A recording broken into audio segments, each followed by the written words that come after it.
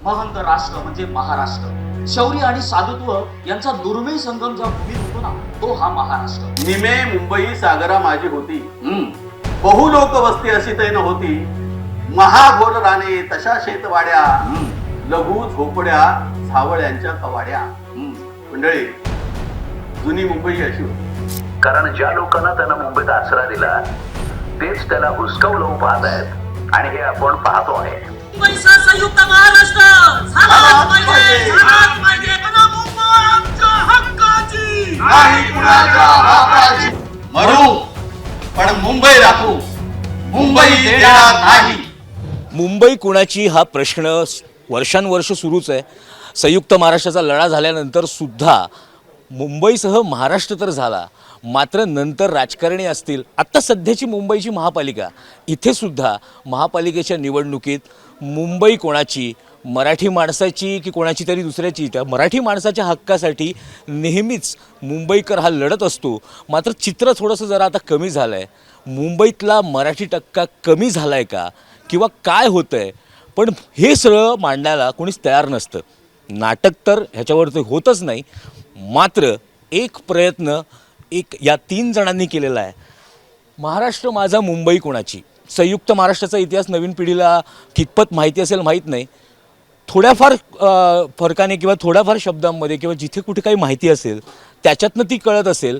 मात्र संपूर्ण इतिहास संयुक्त महाराष्ट्राच्या लढ्याचा कसा झाला आणि ह्याच्यातनं मराठी माणसाला आता पेटून उठलं पाहिजे. कारण आत्ताची परिस्थिती तुम्ही बघताय काय आहे ती.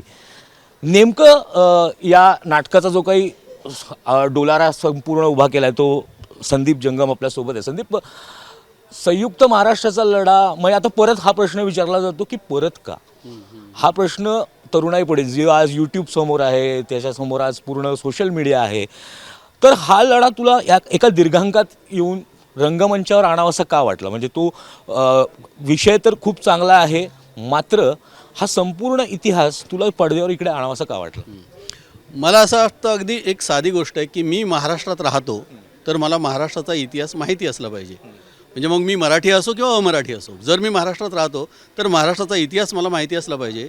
याच एका गोष्टीतनं आणि मी जेव्हा या बाबतीची पुस्तकं वाचली आणि थोडा लढा समजून घेतला, त्यानंतर कळलं की हे प्रचंड भयानक आहे की जे आपल्याला माहितीच नाही आहे. आपण महाराष्ट्रात राहून 106 107 हुतात्मे झाले, त्याचे संदर्भ पुन्हा वेगवेगळे येतात समोर. तर हा सगळा लढा हा आजच्या पिढीपर्यंत पोचला पाहिजे. मला असं वाटतं की एक असं बोललं जातं मराठी माणसाच्या बाबतीत की मराठी माणूस एकसंघ येत नाही, एकजुटीनं काही कामं करत नाही. पण हा लढा ही सगळ्यात मोठी प्रेरणा आहे की एकजुटीनं सगळी मराठी माणसं एकत्र आली आणि मुंबई महाराष्ट्राला मिळवून दिली आणि मराठी भाषेचा प्रांत हा महाराष्ट्र मिळवून दिला. त्याच्यामुळे ही प्रेरणा घेऊन आपण आज पुढे वाटचाल करताना, महाराष्ट्राकडे पाहताना हा विचार खूप महत्त्वाचा वाटतो मला आणि म्हणून आम्ही हा सगळा डोलारा घडवून आणला. प्रेरणा तुला मिळाली. आणि बघ कसं आहे, योगायोग कसा आहे मी तुला सांगतो की जेव्हा जेव्हा आपल्याला मराठी माणसाला एखादी प्रेरणा हवी असेल तेव्हा आपल्याला छत्रपती शिवाजी महाराजांची आठवण होते. आणि तुला ती प्रेरणा घेऊन तू ज्यांच्याकडे गेला असशील त्यांचं आडनाव सुद्धा भोसले. त्याच्यामुळे खऱ्या अर्थाने सगळ्या गोष्टी म्हणजे योगायोगाने का होईना जुळून आलेल्या आहेत. पण एक प्रेरणा घेऊन हा येतो, तुमच्यासमोर काही कल्पना मांडतो. पण आत्ताच्या या व्यावसायीकरणामध्ये किंवा बाजारू जे सगळ्या गोष्टी झालेल्या आहेत त्याच्यामध्ये आपण परत बॅक टू द रूट्स आणि संयुक्त महाराष्ट्राचा लढा समोर आणावा, ही संकल्पना तुम्हाला का आवडली आणि तुम्हाला का करावी. नमस्कार. बरं, संदीप माझा मित्र आहे, खूप 15-20 वर्षापूर्वी आम्ही एकत्र आहोत. आम्ही संदीपने मला एक सांगितलं की हा शो असा मी करतो आहे. मी बोलत मला रीडिंग करायला खूप आवडेल. मग ते संदीपने रीडिंग दिली मला. तर त्याच वेळेला मी त्याला बोललो की आपण हा शो करूया. त्यासाठी काही लागलं तरी मला सांगा, आपण करूया.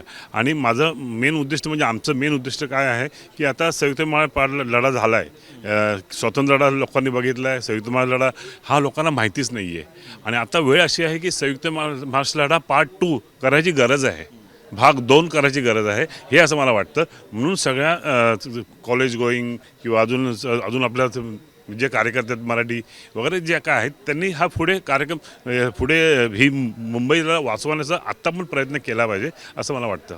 एक कलाकार म्हणून गणेश, नेहमी प्रत्येकाला असं वाटतं की एक भूमिका आपल्याकडे अशी यावी की ज्याच्याने आपल्याला म्हणजे ओळखलं जावं अशी प्रत्येक कलाकाराच्या ह्याच्यात एक भावना असते. पण ही भूमिका नसून एक प्रकारचं चॅलेंज आहे. आणि दुसरी गोष्ट म्हणजे आपल्याच मराठी माणसांना, म्हणजे आपण पण मराठी आहोत आणि आपल्याबरोबरच्या अनेक मराठी माणसांना याच्यातनं आपल्याला जागवायचं आहे सुद्धा. तर तुला ही भूमिका म्हणून तू बघितलंस ह्या सगळ्याकडे की एक चळवळ म्हणून बघितलं? नाही, पहिली गोष्ट म्हणजे काय आहे की मी अभिनंदन करतो आमच्या सगळ्या टीमचं, माझा मित्र लेखक दिग्दर्शक संदीप जगमचं आणि आमचे तारणहार ज्याला आपण निर्माता म्हणतो महेश भोसलेंचं, की त्यांनी पहिली गोष्ट म्हणजे ह्या चळवळीतलं नाट्य करण्यासाठी एक मोठी जी डेअरिंग केली आणि जो आर्थिक व्यवहार जो लागतो त्याच्यासाठी म्हणून ते पुढे आले. त्याच्यासाठी महेश भोसलेंचं खूप खूप आभार. पहिली गोष्ट म्हणजे मी ज्या भागातून आलो तो लालबाग परळ जो डिलाय रोड आपला गिरण गाव आहे, मी तिथे जन्माला आलो.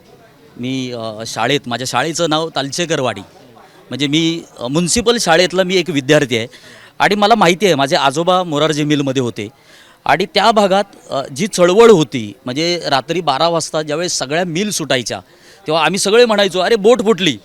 आणि तिकडे करी रोडच्या ब्रिजवर सगळे फेरीवाले, आणि फेरीवाले सगळे मराठी असायचे.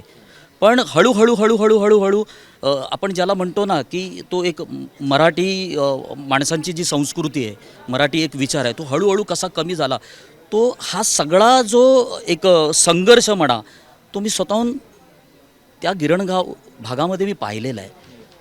आणि मी मराठी शाळेतून शिकल्यामुळे मला माहिती आहे की जर आत्ताची ही जी पिढी आहे, आपल्या नंतरची पिढी, यांना संयुक्त महाराष्ट्राचा लढ्याचा अजिबात लवलेशही माहीत नाही. तर मला अगदी मनापासून वाटलं जेव्हा आम्ही पहिल्यांदा संदीपने ते पहिल्यांदा ते स्क्रिप्ट वाचन केलं माझ्यासमोर. मी बोललो हे भयंकर आहे बॉस. आणि म्हणजे मी थोडासा सुंदर झालो. मला फार तसं काही माझं वाचन नाही आहे, मला त्या लढ्यातलं तेवढ्या बारकाव्यानिशी मला फार काही माहीत नव्हतं. पण मग मी बाबासाहेब आंबेडकरांचं एक पुस्तक वाचलं, मी संदीपची मदत घेतली आणि मी म्हटलं नाही यार, हा जो लढा आहे, जे 107 108 ज्यांनी बलिदान केलं, या संघर्ष केला, त्यांना खऱ्या अर्थाने न्याय मिळायलाच पाहिजे.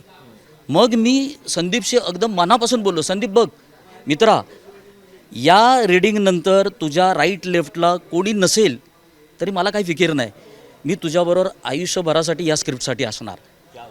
पण संदीप, तुला काही वेगळे अनुभव आले का? कारण की हे नाटक किंवा नाट्य स्वरूपात सादर करणं ही गोष्ट वेगळी, पण अशा काही गोष्टी तुला आढळल्या का? किंवा तुम्ही तसं तू नाटकात म्हणालास की आम्ही त्या ठिकाणी गेलो, पण तिथला एखादा एक वेगळा प्रसंग काही घडला का? कारण त्याच्याने कदाचित हे नाटक बघून किंवा हा दीर्घांक बघून लोकांमध्ये, मराठी माणसांमध्ये काहीतरी एक चेतना येईल, असा काही प्रसंग घडला? नाही, मला तर वाटतं की लोकांना बोलायचं आहे, लोकांना खूप काही सांगायचं आहे, पण कोणीतरी पुढे येऊन बोललं पाहिजे, मग आम्ही त्याच्याबरोबर आहोत. हा अनुभव मला गेले 5-1 दिवसातच आला. म्हणजे आता सोशल मीडियाचा सगळीकडे आपल्याला माहितीच आहे, पण आम्ही या मुंबईतल्या जिथे जिथे हा लढा घडला तिथल्या भागांना भेट दिली, जाणून घेतलं की त्यावेळचं काही खाणाखुणा काही इथे आहेत का. तेव्हा सीताराम बनाजी पवार यांचे जे पहिले हुतात्मा, त्यांच्या ते गिरगावमध्ये आम्ही तिथे गेलो, तर समाधी आम्ही पाहिली की म्हणजे अतिशय मळकट अवस्थेत पडलेली समाधी. मग आम्हालाच तिथे वाटलं की जरा आपण कुणाकडनं तरी पाणी मागूया आणि आम्ही तिथे स्वच्छ करण्याचा आमच्या परीने तेवढा प्रयत्न केला. पुढे आम्ही गेलो तर बंडू गोखले मार्ग जो आहे तिथे बघितलं, तर आम्हाला मोठाच धक्का बसला की बंडू गोखले मार्ग, त्याच्या तिथे तो बोर्ड रस्त्याचं काम चालू असताना कुठेतरी फेकून दिला होता. म्हणजे अक्षरशः लोकांनी त्यांच्यावर पाण्याच्या पिचकाऱ्या मारल्या आहेत किंवा असा धुळीत पडला आहे. मला वाटलं अरे हे काय, म्हणजे हे माहितीच नाही कुणाला. म्हणजे हुतात्मा बंडू गोखले कोण? बरं, त्या परिसरामध्ये गिरगावमध्ये आम्ही फिरलो आणि तिथे काही लोकांशी बोललो, तर खरंच काही जी लोकं आहेत त्यांनी हुतात्मांबद्दल, संयुक्त महाराष्ट्राबद्दल सांगितलं, बोलले आमच्याशी, पण बरेचसे काही लोक आहेत की ज्यांना हे माहितीच नाही ह्या गिरगावात चळवळ झाली. आणि तो बोर्ड पाहिल्यानंतर मग आम्ही एक छोटासा त्याचा व्हिडिओ केला आणि लोकांपर्यंत पोहोचवला. मला वाटतं जवळजवळ 1.5 लाख लोकांपेक्षा जास्त लोकांनी ते पाहिलं आणि त्याच्यावर प्रतिक्रिया दिल्या. आणि लोकं म्हटली की नाही हे अशा, बरं काही त्यानंतर काही लोकांच्या सूचना पण आल्या की अमुक ठिकाणी असं मराठीच्या बाबतीत होतं आहे, अमुक ठिकाणी तसं होतं आहे, तर ते काय करता येईल, हे करता येईल, अशाही सूचना केल्या. पण मला असं वाटतं की हे सगळं, हा महाराष्ट्र मराठी मनाचा आहे, मराठी जनांचा आहे. मी या वतीनं ही आव्हान करू शकेन की माझेही काही असे मित्र आहेत की जे हिंदी भाषिक असले तरी त्यांना मराठी खूप चांगलं कळतं. तर ज्यांना महाराष्ट्रावर प्रेम आहे, संयुक्त महाराष्ट्र लढ्यामध्ये मराठी माणसं बहुसंख्य होती, पण अमराठी माणसं देखील होती. कारण त्यांचं महाराष्ट्रावर प्रेम होतं, त्यांचं मुंबईवर प्रेम होतं. आणि आपण जिथे राहतो त्या प्रांतात, त्या भागावर प्रेम करणारी माणसं जर सगळी एकत्र आली तर महाराष्ट्र, मुंबईची प्रगती होईल, अर्थात आपली प्रगती होईल. आणि जसं चिंतामणराव देशमुख म्हणाले की राज्य मोठं झालं की देश मोठा होतो. तू कॅप्टन ऑफ द शिप आहे. मी शेवटचा प्रश्न ह्याच्यासाठी विचारेन, कारण की मराठी मतांसाठी मराठी नेते फिरत असतात किंवा राजकारण मराठी माणसाचं कशासाठी कशामुळे होतं हे आपल्या सगळ्यांना माहिती आहे. तू या कार्यक्रमाद्वारे हे जे मराठी कलाकार आहेत, तू पण कलाकार आहेस, मराठी कलाकार असतील, मराठी नेते असतील किंवा मराठीची पताका पुढे घेऊन जाणारे मराठी नेते असतील किंवा मराठी कलाकार असतील किंवा ही जी मुंबईकर आहेत बाहेर महाराष्ट्रात मराठी राहणारे असतील, आव्हान काय करशील त्यांना की हे दीर्घांक हा तिकीटं विकण्यासाठी आहे की कशासाठी आहे? कारण लोकांचा, अनेक लोकांचा गैरसमज असतो. तुझ्याकडनं तू या सगळ्यांना काय आव्हान करशील? मी सगळ्यांना हेच सांगेन जे आधी म्हणालो की आपण जर महाराष्ट्रात राहतो तर महाराष्ट्राची गोष्ट आपल्याला माहिती असली पाहिजे. एक संवेदनशील नागरिक म्हणून किंवा जागरूक नागरिक म्हणून ही गोष्ट आपल्याला माहितीच असली पाहिजे. आपण अनेक ठिकाणी नको त्या गोष्टींसाठी सहजासहजी असे पैसे देऊन टाकतो. पण मला वाटतं की जे काय तिकीट आहे, आम्ही बऱ्याच लोकांना डिस्काउंटमध्ये पण हा खरं तर शो हे केला, ऑफर केला की तुम्ही समूहानं जर येत असाल तर तुम्हाला आम्ही काही टक्के डिस्काउंट देऊ. तर मला वाटतं की हे पैशाचं बळ तर हवंच आहे, कारण आपणच शिकलं पाहिजे. जर हेच पैशाचं बळ खरं तर पहिल्यापासून संयुक्त महाराष्ट्र लढ्यामध्ये मराठी माणसांना आर्थिक नियोजन जर केलं असतं ना, तर आपल्याला ही म्हणण्याची वेळ आली नसती की मुंबईत आम्ही राहत नाही आहोत, मुंबईतली घरं विकण्याची वेळ आली नसती. तर हे आर्थिक नियोजन प्रत्येकाने करायला हवं. हा कार्यक्रम मोठा करण्यासाठी, सर्वांपर्यंत पोहोचवण्यासाठी आणि आजच्या तरुण पिढीला सांगण्यासाठी, खरं तर जी पुढे उद्याचा महाराष्ट्र घडवणार आहे त्यांच्यासाठी हा महाराष्ट्र म्हणजे आता नेते मंडळींच्या बाबत म्हटलं तर आम्ही हा प्रयत्न केला की जो मराठीबद्दल बोलतो आहे त्या सगळ्यांकडे जायचं. म्हणजे अगदी राज ठाकरे साहेबांकडे गेलो, उद्धवजींची भेट घेतली, मराठी समूहाचे जेवढे संघटक आहेत त्यांच्याकडे गेलो. त्यांना जेव्हा कधी जाग येईल तेव्हा मनापासून त्यांना कधी असं वाटेल त्यांनी मदत केली तर त्यांचं स्वागतच आहे. जरी नाही मदत केली तरी हा लढा आम्ही आमच्या पद्धतीने आणि मराठी माणसाच्या मदतीने पुढे नेणारच आहोत. शेवटी जाताना मला एवढंच सांगावंसं वाटतं की आपण जेव्हा लहानपणी बालभारती असेल किंवा त्याच्यातल्या कविता असतील, छोट्या कविता असतील, आई वडिलांनी शिकवलेले श्लोक असतील, भजनं असतील, आरत्या असतील, हे आपल्या आजही तोंडपाठ आहेत. ह्या गोष्टींबरोबरच आपल्याला प्रत्येकाला आपल्या मराठी माणसानं आपल्या हक्कासाठी जर मुंबई स्वतंत्र करण्यासाठी जो लढा दिला, त्या संयुक्त महाराष्ट्राचा लढा ही गोष्ट असल्यासारखीच एक प्रत्येकाला ही तोंडपाठ असलीच पाहिजे. कारण की त्याच्यातनंच येणाऱ्या काळामध्ये जो मुंबईवर घाला घातला जातो आहे, आत्ता तर घातला जातो आहेच, पुढे प्रामुख्याने जास्त प्रकर्षाने घाला जाणार आहे. आणि तेव्हा आपल्याला त्याच संयुक्त महाराष्ट्राच्या चळवळीचा पाढा वाचावा लागणार आहे, पार्ट 2 करावा लागणार आहे.